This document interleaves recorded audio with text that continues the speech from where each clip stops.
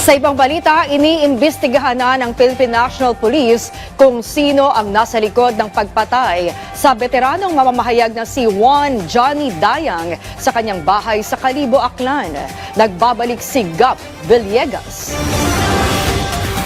Mariing kinondena ng Presidential Task Force on Media Security o PTFOMS ang pagpatay sa veteranong mamamahayag na si Juan Johnny Dayang. Pinatay bandang alas 8 ng gabi kagabi sa loob ng kanyang bahay sa Kalibo, Aklan si Dayang nang hindi pa natutukoy na salarin. Naisugod pa si Dayang sa Dr. Rafael S. Tumbocon Memorial Hospital ngunit idineklara na itong dead on arrival. Iniimbestigahan na ng Philippine National Police kung sino ang nasa likod ng nasabing krimen. Mariin naman na kinondena ng National Press Club of the Philippines ang pagpatay kay Dayang na isa ring lifetime member ng organisasyon. Ikinalugod naman ng National Union of Journalists of the Philippines ang naging hakbang ng PTFOMS at ang pakikiisa nito sa panawagan ng pagkakaroon ng malalimang investigasyon at paglutas sa krimen na sumabay sa nalalapit na paggunita sa World Press Freedom Day. Para naman sa Publishers Association of the Philippines, malaking kawalan sa Philippine media at political landscape ng bansa ang pagkamatay ni Dayang. Samantala, kinondena rin ni Aklan Representative Teodoro Haresco ang